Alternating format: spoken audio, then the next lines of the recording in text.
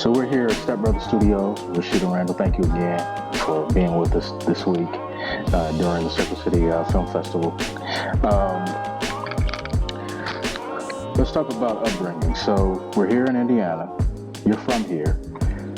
Where did you grow up, and how did your upbringing shape your creative being? Oh, well, I'm actually from Evansville, Indiana, which is where I was born. I moved to Indianapolis when I was 5, and I've been here up until I moved to Atlanta 5 years ago. I had a very interesting upbringing. It wasn't the ideal one. Some may even say it was dysfunctional. I'll say it was dysfunctional. But I had a very vivid imagination. I had to sometimes. A lot of times when you're needing to mask certain emotions, you tend to create these alternate realities. And so I was very creative from the beginning. I always knew that I wanted to do something in TV or film. My uncle, actually, his ex-girlfriend, is a very well-known actress today, who's from Indiana as well. And so she was the first actress that I had ever seen, known, met, paid attention to. And so once I saw her on TV, and then I really started to kind of pay attention to, other actors, other films, and noticing little stuff in the background. And so I started, really getting accustomed to film. And then I got into storytelling just because I would like to write short stories. I was in the Young Authors program in elementary school, so I was, writing those little books that you had to illustrate to and get a little coupon from Pizza Hut. So I did that, and then I started writing these short stories as I got into middle school and high school, and I always had the desire to be an actor, and I would act when I'm alone, but I didn't really have the confidence to get out in front of people and actually do it. So it wasn't until college that I actually really got out there and, started to really explore it. I got rid of the fear and I just went for it. So it's at some point after high school, you end up at the New York Film Academy. Yes. Music video program. Mm-hmm. Talk about that. So in between my junior and senior year in college, where I got a degree in radio, TV, film, I spent some time in New York. They had just opened up this new program, music video production. They were it was almost like a pilot type of situation. So I was in the first graduating class of that program. And so I spent the summer in New York just learning music video production in and out, because that is where my focus was. That is what I really wanted to do before I really wanted to be an actor or a filmmaker even. It was music videos. I could hear a song on an album or a single, and I'd create this music video in my head. And to my surprise, sometimes the actual music video would be along the lines of what I came up with. And so I really wanted to do music videos. I started doing music videos for some of the rappers on campus in college. And then I saw that opportunity in New York, and I took out a student loan, and I spent the summer in between my junior and senior year in New York working at the learning, and I was able to create a music video in the end.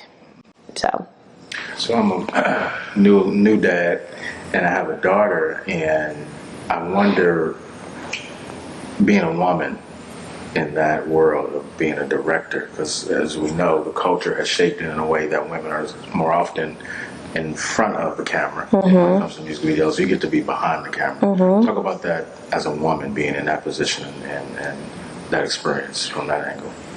I mean, you know what? It's a powerful position to be in, because you are in the driver's seat, and we get to tell our stories the way we want to tell our stories, and I think that is the most important thing. And we get to give opportunities to other people, other women. Usually, you can always see me have, probably equal amount of women on the crew as I would, men. And that's just me wanting equal opportunity all around the board. So yeah, I mean, it's just about, telling those stories that, nobody else will tell, or telling them our way. Yeah.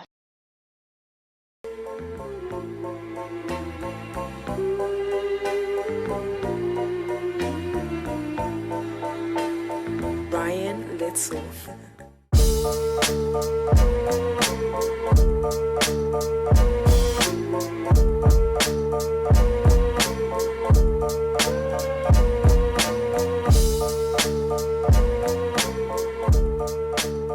Okay, so let me take a step back and let me try to do these short films. I teamed up with another filmmaker who actually worked with me at Fox 59 News. He's a videographer, so we were both kind of new to filmmaking. So we kind of partnered together. We're like, let's do a couple of short films and, see how that goes, and then, leverage that to get the feature film going. So we did a couple short films here, Love and War and Heartless.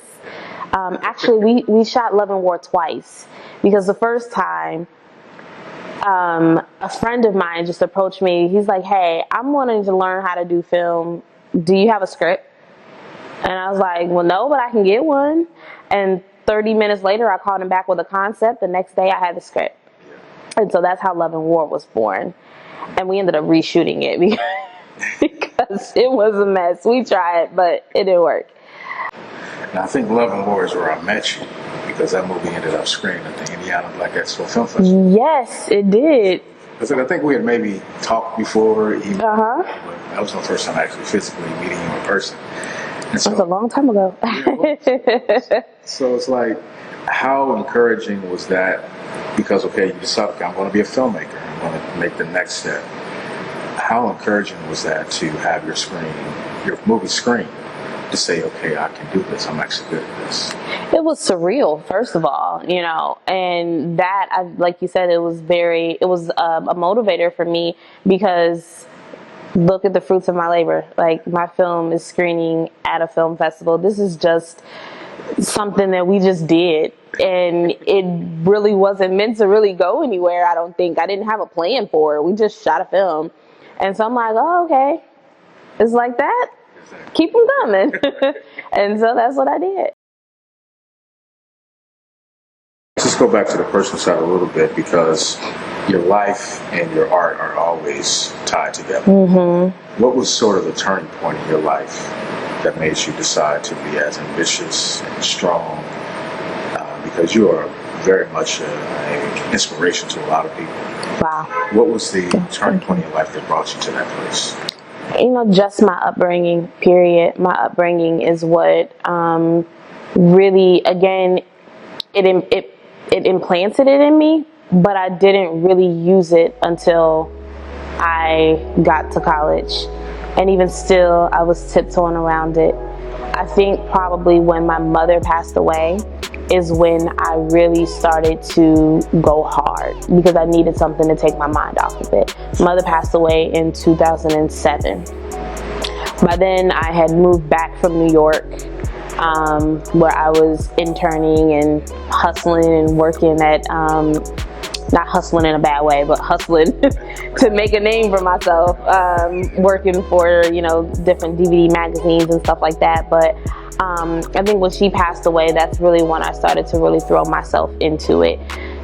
Not long after that is when that first script, Never Too Late, was born.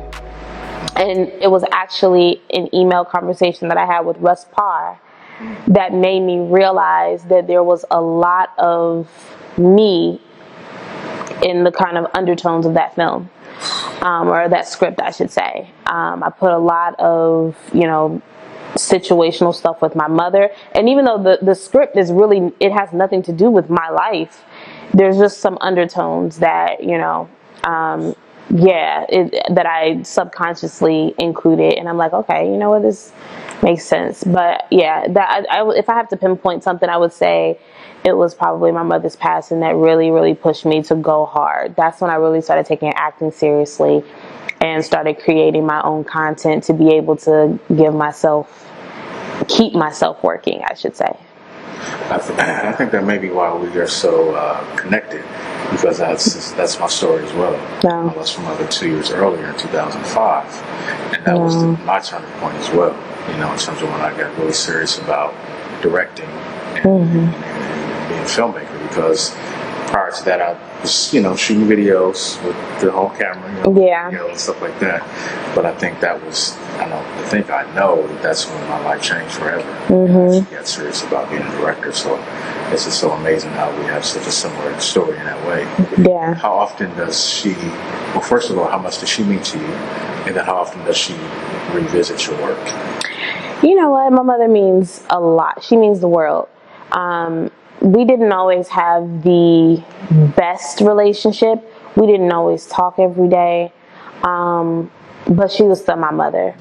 And the bond that we shared, that's something that I will always treasure. My mother I was very much like her. She was funny. She was just this fly girl. And, she had some hardship in her life, but, who hasn't? So she absolutely means everything to me. And you know what? A lot of my work deals with drama. And then sometimes there's death involved. And so I think a lot of that, just comes from some of the emotions that I have built up. So she tends to revisit a lot. As a matter of fact, my film Things My Daddy Should Have Told Me, there is a character that is or was created around me and my relationship with my mother.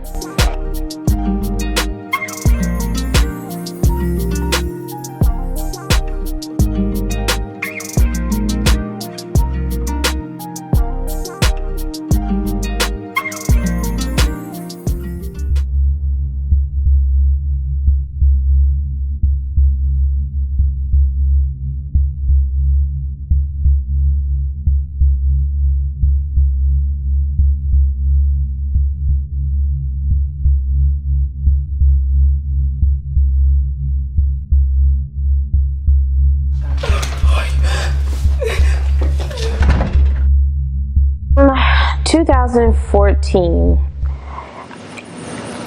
I decided to finally just get up and go because I felt like I had exhausted all of my resources here.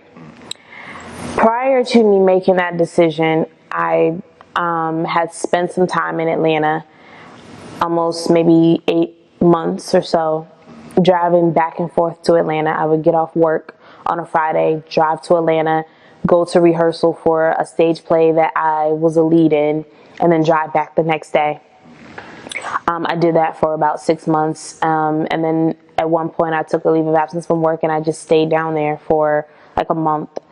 I took acting classes, I made connections while I was there, and even though I still wasn't 100% sold on moving to Atlanta, because I was toggling between the same thing that every actor tries to figure out, Atlanta or LA. Right, exactly. Which one do you go to? And I really wanted to go to LA. LA was always the end goal. And eventually it still is. But it's just like, for some reason, I just kept getting drawn to Atlanta. I kept getting roles and opportunities there. And so I'm like, okay, well, God, you must want me in Atlanta for a reason, because I didn't like Atlanta.